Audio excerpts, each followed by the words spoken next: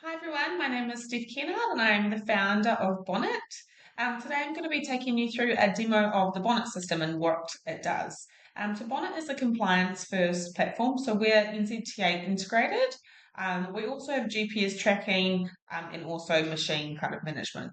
So first things first, what makes Bonnet unique is that we've got this traffic light ordering system for your vehicles. So you'll just be able to log in and see exactly what's due and what is actioning. Because our system is live integrated with the NZTA, we have a constant algorithm that's fetching to get those new WOF, Rego, COF type dates. Anything in terms of what shows in red status, anything that's overdue up to 10 days shows in red, anything from 10 days to 30 days shows in orange, and anything outside of that shows in green. So when you log into the system, you'll know what needs actioning. We do have this view, which is my personal favourite, but we also have a table view to show the same details. So this is definitely just a preference thing. If you're coming from a spreadsheet and you really love the spreadsheet, then this is the page that you're gonna probably like more. If you're more of a visual person, you will probably like this type view better. But again, personal preference. Whatever whatever screen you exit or close the browser on will be the same one that you see when you come back. In terms of in terms of adding a vehicle, so if I go add a vehicle up the top here and put in a number plate, now I have to guess one because I've added all the ones I can think of to this demo account, but let's just shoot for the stars and put this one in. What that does is it does an instant retrieve from the NZTA. So all of the details and compliance that NZTA knows about their vehicle populates into here. So we know that's just a Mitsubishi ASX that I've just put in. It's grey. We know it's a passenger vehicle, the year of manufacture is 2018, the VIN number, the warrant of fitness is there, and the registration. Now, the fields that are empty are the ones that you've got to populate yourself. None of them are mandatory, but it does kind of help you to essentially build Bonnet to be a better measurement system for your vehicles. If this was a road user charge vehicle or RUC vehicle, that I would have guessed, the RUC values would come into here as well. So if the car is diesel or EV, those values will populate here. We've got vehicle nickname. So this usually is who the drives the car. Obviously, if you guys have a pooling system or if they're shared vehicles or a trailer, you can just use your own identification number. And then we've got location. So this is usually like fleets with multiple offices that will use this location field. If you don't have multiple locations, just leave it blank. And then you've got the service due date here. So the service due date is pretty self-explanatory. It's when the service is due on what date. And then you've got the service due at kilometres. So this vehicle, as you can see here, has done 39,000 Ks. So let's say that that vehicle is probably due for a service at 50,000. So if I don't drive that car in June, this will flag for a service. If I go and drive 11,000 kilometres tomorrow, then this will also flag for a service because I've gone and driven over the service threshold. In terms of the odometer reading, now this is a little bit of a funny one. So NZTA only knows the latest odometer reading when you've got a warrant of fitness.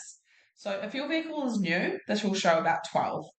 If your vehicle isn't new, it will show the last odometer reading when you got a warrant of fitness. So in every use case, we need you to update this to be the current odometer reading. If you don't do this and your vehicle is road registered, you'll probably show that you've actually got a lot of rucks on the clock, but in reality, you don't.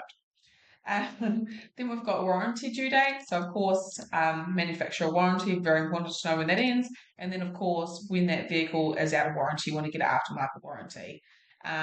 Latest tire rotation. So, this is again preference thing. Some people use this, some people don't. When you last got those tires rotated and the frequency. So, 8,000 kilometres is like for courier vans, always on the road, and trucks. 10,000 is your everyday driver, and 12,000 might be on land that just uses the car once a month. Then you've got insurance area, so you put in the insurance expiration date for this vehicle. The insurer, we've got all of them in New Zealand on here, and then also the type of cover for that vehicle, and even the policy if you want to upload it. So we're really just tying everything together with Bonnet, like full end-to-end compliance, records for the vehicle, and then I'll also show you GPS if you want that. We can kind of just turn that section on to Bonnet. Now, there's the service centre section. So we've got about 1,300 service centres on Bonnet throughout New Zealand. To put that in perspective, there is about 3,000. We add service centres at the request of users. So we actually have a service centre like platform or a portal where your service agent can log into it and put the service records. More on that later. That's a free system that they can use. So there's no reason, if they value your business, that they wouldn't do that. So for every vehicle, you can put its own service agent. So essentially, if it's a machine, obviously you might have different service agent. If it's a Ford, you obviously probably have a Ford service agent. You submit that. Now that does one of two things. So the first thing it does is that when your vehicle is due for a service or a warrant, you can simply click book a service and it will take you to the booking page of that service centre. Now, these 15-second savings of time obviously all add up. And if you're a fleet that's got multiple vehicles serviced through different agents, potentially because they're new or because they're machines or whatnot, it's just easy. It just makes a lot of sense that you can click that button and then book. What it also does is that the portal that they can access on their side will show your vehicle. So you can take that vehicle into a service agent and say, I'm on Bonnet, please put my service records on Bonnet. They'll be able to go into Bonnet, see your vehicle, drop any invoicing, drop any worksheet reports, what needs to be done, the next service and what was done on that one.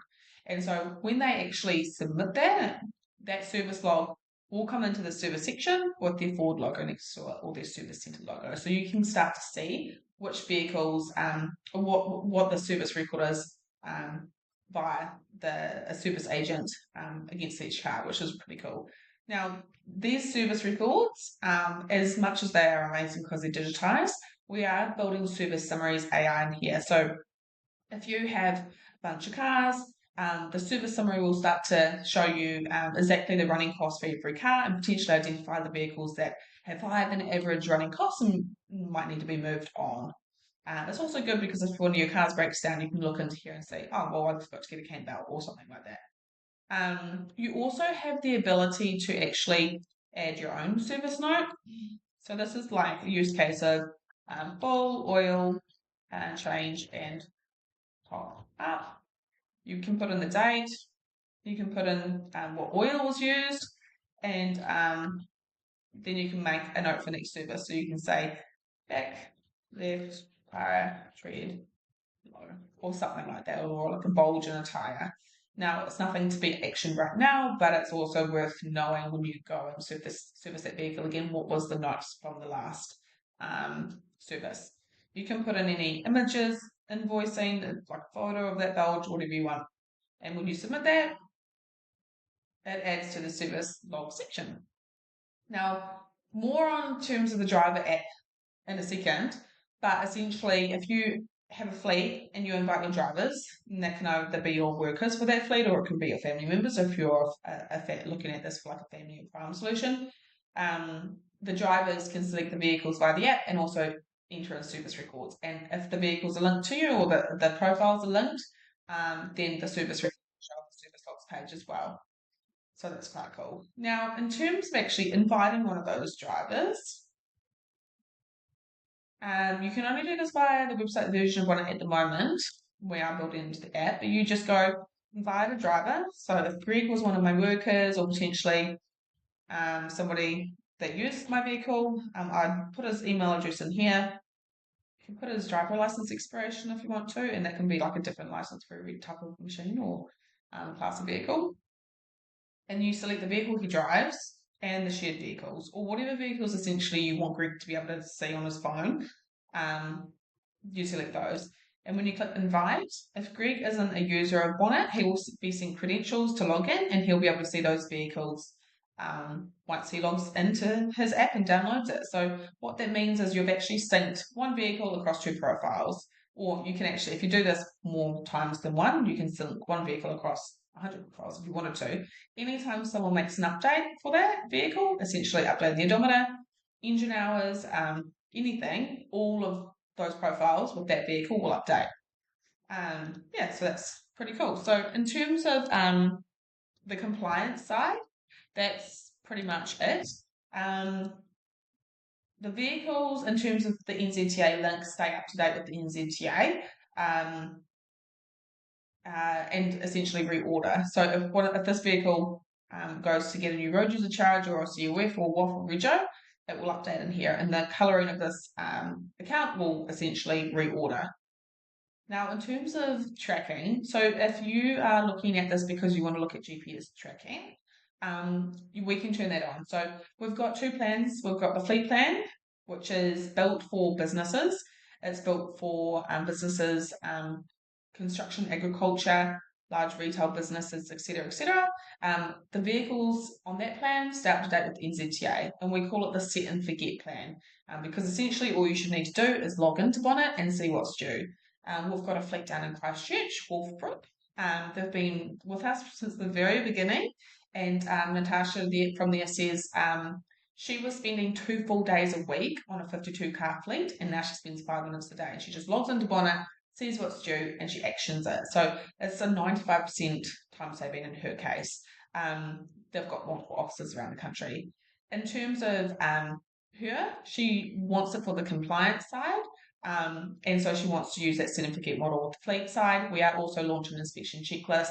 That's the plan that also has hubbo tracking. So if we've got any trucks on here, which I could probably show you, find a truck straight away. But if we click on one of these vehicles, if you're using Bonnet potentially to manage trucks, you can select the hubbo meter or the odometer reading for the rucks section. Or if you want to track tire rotation, hubbo or odometer, and same for the servicing side of things too. So we've got that solution there. All of those features that are more business style are on the fleet plan. We also have the premium plan, which is more designed for large families and farms. And essentially the biggest difference between those is that when the vehicles get a new WAF, rego, or rump, they've actually got to go into here, press refresh, and actually essentially request to get an update for those vehicles from the NZTA. The reason of that is just because the data is really expensive, and that's why we've got the two plans. And yeah, so in terms of GPS tracking, what we would do is we would send you guys out one of these looking devices. They're a plug and play device that you could plug into the vehicle computer. Very easy. Most of the other fleet softwares out there that do GPS tracking make you actually get an auto sparky. Ours are very simple as plug and play. Anyone could do it. My 3-year-old could do it. Once it's plugged in, you just turn on the ignition and that sparks the data to start to send to the Bonnet servers. You let us know that's done and we essentially turn on the tracking page for you. Once the tracking page is turned on, you can start to see your vehicles throughout the country. Obviously, the ones that have an orange status don't have the ignition turned on, and the ones that are green do. So you can zoom in and see those vehicles moving if you want to. You can actually click on one of these vehicles, see what speed he's going, 101, lucky. You can see the address, obviously that's moving because he's driving. You can see when it was last recorded. So this is a really good feature in case your vehicles are dropping out of range. You want to know that potentially it hasn't re-pinged for 10 minutes, and the reason why is because it's on the desert road or something like that. We get asked a lot what happens if that happens. Essentially, when he comes back into range, the device has been recording the whole time, and it will just repopulate with that track that's missing with all the details like the driving behaviour, the speed, etc., etc. So this is him here. So you can go view compliance and go straight to his kind of compliance page, or if you wanted to more see where he was driving, you would go show tracks. So if I click that, we can see where he is driven today. Wow, he's driven a very long way. So this is where he's driven today. And if I zoom into this, let's see if we can catch him speeding. Maybe here. You can see, no, not speeding. You can see that he was driving at 73 kilometres an hour in that case. Where was he? State Highway 1. And is there any harsh acceleration or speeding or cornering? No, lucky for him, there isn't.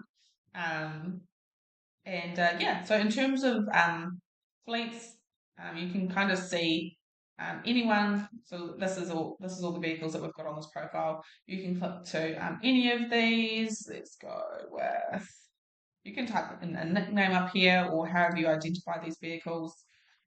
You can click, shall we? let's go Monday and show tracks. So you can go up to actually 3 years in historical tracks. We essentially start recording as soon as you put the device in, but delete the tracks up to 3 years. And we're hoping you probably got all the information you need in 3 years. One of the really popular use cases for these tracks is knowing where your drivers were for certain jobs and how long they were actually there for. So really good for anyone kind of questioning the invoicing or any if he got a ticket, what speed he was actually going. Down the right side here, we've got a search. So these are all the vehicles currently. You can see the ignition status down there. Again, you can type in the plate or you can type in even like the location. So that pulls from the location field that I've shown you before. Yeah, you can type in anything and it essentially just searches. Yeah, that's pretty much it. What we've done with this is we've really simplified the top 5 features that people have told us they use in GPS tracking, and we've just made it easy. If you haven't been a GPS tracking kind of user before, you'll know that you don't know that they all look like DOS, and I don't feel like anyone that's built those have updated them for 20 years. So we're constantly building features onto this. We've just launched this. We've got speeding coming in a second, so let me show you what this looks like. So this is going to be a new page that shows within your tracking system, and essentially what you do on this page is you set the threshold that you want to be defined as like a speeding incident. So let's say that's 10. This looks at that speed and then looks at where all your drivers have been. It does it in live time. And it looks up Google to know what the speeding actually limit was. And anyone that's gone over 10 kilometres in, say, like a 50k zone, an incident will be added to their vehicle. And every 30 days, you can see a tally of where everyone is at with that speeding incident kind of level. So, for example, anyone that's done over 10 or so speeding incidences will go red. Anyone below that will show in orange, and anyone that doesn't have any will show in white. You can choose to toggle notifications on or email alerts for that, or you can choose to use it off, or you can just not use this page at all. Obviously, every fleet's different. We always get pretty funny reactions with this page. The other thing that we'll be launching shortly as well is called geofencing. So essentially, you'll be able to drop a circle on a map and set the after hours and in hours and the drivers you want it to apply to. So example being, you can put on you can set up geofencing around different work sites and select the drivers you want that to apply to. You'll be notified if anyone exits that within hours or after hours, on weekends, not weekends. You can set a geofence around a city if you don't want your workers leaving that city, or if you're a family, maybe your nan, or just to be notified when they are. So for people that aren't meant to be using the vehicles for personal use and things like that, you can put geofencing around the golf courses for your boss. You can do anything with these geofences. That's actually really awesome. So that's another thing that we're taking on as well. So that's pretty much it. I think the one thing I actually have in this, which is probably nearly the most important, is that if I was to go back to these vehicles, the odometer rating. So this odometer rating comes off the vehicle computer if it's older than 2018, generally speaking. We can get the vehicle odometer rating off the engine. That powers the road user charges and essentially makes them set and forget, and powers the servicing, tire rotation, things like that. That means you don't actually have to keep on asking drivers for odometer readings. If the vehicle is older than 2018, we switch it to satellite. So you tell us the odometer reading when you put the device in, and we start to actually track that vehicle via satellite, and it will do the same thing, power the rocks and the servicing. Now, there is a little bit of a thing with the satellite. There will be a bit of a drift. So every 8 weeks, we need to get an up-to-date odometer reading to tie the drift back together and make it, 0.0.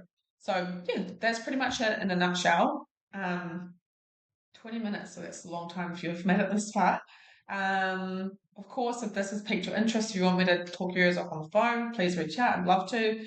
And if you want to sign up, then you can just sign up on the app or the web portal, and we can get you going. Thank you.